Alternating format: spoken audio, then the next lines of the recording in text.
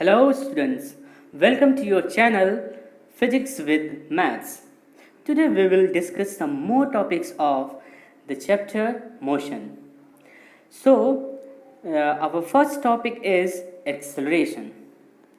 So what is acceleration? The rate of change of velocity is called acceleration. कहने का मतलब है whenever there is a speed और ये स्पीड अगर चेंज हो रही हो, सपोज इट इज इंक्रीजिंग और इट मे बी डिक्रीजिंग, और कंटिन्यूसली अगर स्पीड में क्या हो रहा है, चेंज हो रहा है, और वी कैन से वेलोसिटी में अगर चेंज हो रहा है, तो हम जब ये मेजर करना चाहते हैं कि पर यूनिट टाइम में कितना चेंज हो रहा है, यानी वेलोसिटी में जो चेंज हो रहा है कंटिन्यूस हो रहा है और पर यूनिट टाइम कुछ ना कुछ चेंज हो रहा है, क्योंकि कंटिन्यूस जब चेंज होगा तो इसका मतलब यूनिट टाइम पे भी चेंज हो रहा होगा।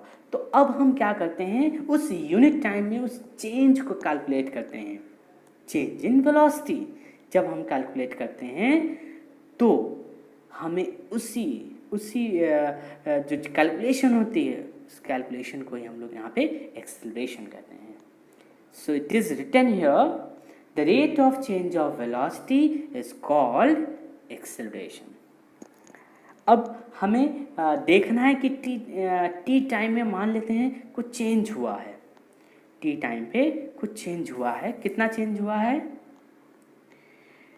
पहले मान लिया u वेलोसिटी थी किसी भी ऑब्जेक्ट के पास, इसको हम लोग इनिशियल वेलोसिटी कहते हैं, और थोड़े समय के बाद यानी टी टाइम के बाद उसके पास v हो गई, यानी टी टाइम पर उसकी वेलोसिटी कितनी हो गई, v। तो चेंज कितना आया? सो चेंज क्या हो जाएगा, v माइनस यू। और हम हमेशा क्या करते हैं, यूनिट का पता करते हैं। जब एक का पता करेंगे तो v माइनस यू अपॉन इस टाइम से क्या कर देंगे, डिवाइड कर देंगे। तो इसी को हम कहेंगे एक्सेलरेशन। फॉर्मूला हो जाएगा v minus u upon t. तो आई होप कि आपको एक्सेलरेशन समझ में आ गया होगा। इसकी यूनिट की बात करें, मीटर पर सेकेंड स्क्वायर होती है। कैसे? क्योंकि ऊपर क्या है, वेलोसिटी, और वेलोसिटी की यूनिट होती है मीटर पर सेकेंड, और नीचे टाइम है उसकी भी सेकेंड होती है। तो क्या होगा, नीचे क्या हो जाएगा, m अपॉन एस स्क्वायर। इसी को हम लोग लिख सकते हैं m अपॉन एस स्क्वायर, या हम लिखेंगे एम एस माइनस 2 मीटर पर सेकेंड स्क्वायर। ये हो जाएगी इसकी यूनिट।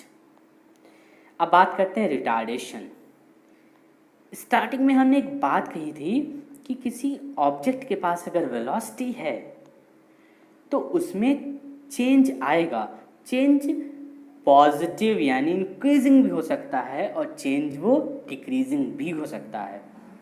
तो जब इंक्रीजिंग हो तो हम उसको कहते हैं एक्सेलरेशन, लेकिन जब वेलोसिटी में डिक्रीमेंट आता है यानी कम हो रही है वेलोसिटी, तो वहाँ पे कहते हैं रिटार्डेशन। और जो एक्सेलरेशन होता है वो हमेशा पॉजिटिव होता है, बट रिटार्डेशन निगेटिव होता है। तो ये समझिएगा, समटाइम्स हमें वेलोसिटी जो एक्सेलरेशन मिलता है वो नेगेटिव मिलता है, तो उसको हम एक टर्म का नाम देंगे, दैट इज रिटार्डेशन। ये हुआ एक्सेलरेशन और रिटार्डेशन। अब हम लोग न्यूमेरिकल की बात करेंगे। ये फर्स्ट जो न्यूमेरिकल हमने लिखा है इसको रीड करते हैं। Starting from a stationary position, Rahul pedals his bicycle to attain a velocity of 6 meters per second in 30 seconds. Then he applies brakes such that the velocity of the bicycle comes down to 4 meters per second in the next 5 seconds. Calculate the acceleration of the bicycle in both the cases. There are two cases.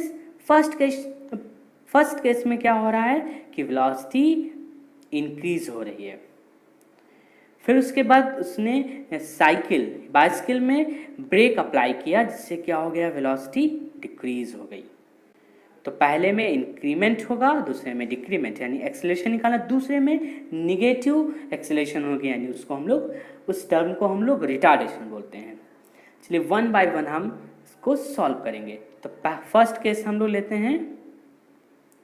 First case क्या, क्योंकि starting में तो stationery था, stationery करने मतलब रुका हुआ था, और उसके पास वेलोसिटी क्या होती, जीरो, और उस इनिशियल वेलोसिटी को u से हम लोग लिखते हैं, और u इक्वल टू 0 मीटर पर सेकेंड।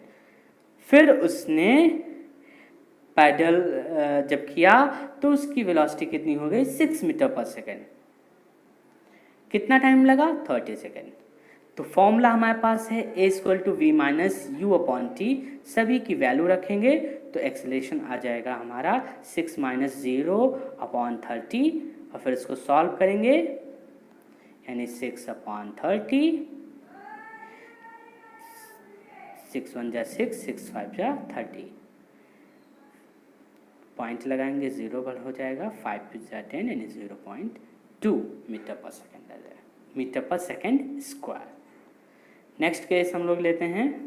सेकेंड केस में क्या था, अब उसके पास वेलोसिटी तो आ गई थी 6 मीटर पर सेकेंड, जब उसने ब्रेक अप्लाई के पहले उसके पास वेलोसिटी थी 6 मीटर पर सेकेंड, लेकिन जब उसने ब्रेक अप्लाई किया तो वहाँ पर उसकी वेलोसिटी चेंज हो गई, यानी 4 मीटर पर सेकेंड। टाइम कितना लगा, 5 सेकेंड। फिर से वही फॉर्मूला, इसके लिए इनिशियल है 6 मीटर पर सेकेंड, यानी से 4 v मान a इक्वल टू होता है v minus u upon T.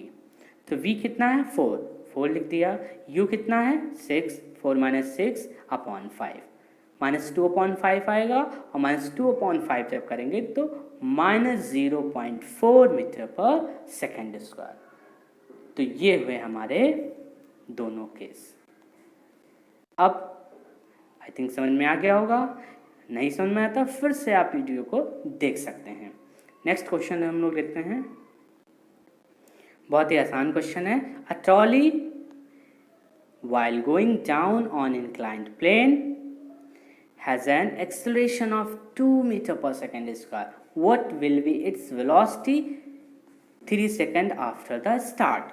यानी उसके पास पहले से ही कोई ना कोई वेलोसिटी थी कि नहीं थी। A trolley while going down on inclined plane, यानी इंक्लाइंड प्लेन पे जब जा रही थी तो स्टार्टिंग में उसके पास वेलोसिटी 0 थी, फिर उसे एक एक्सेलरेशन मिला 2 मीटर पर सेकेंड स्क्वायर का। टाइम कितना लगा, 3 सेकेंड। उसके बाद हमें पता करना है कि वेलोसिटी उसकी कितनी हो गई।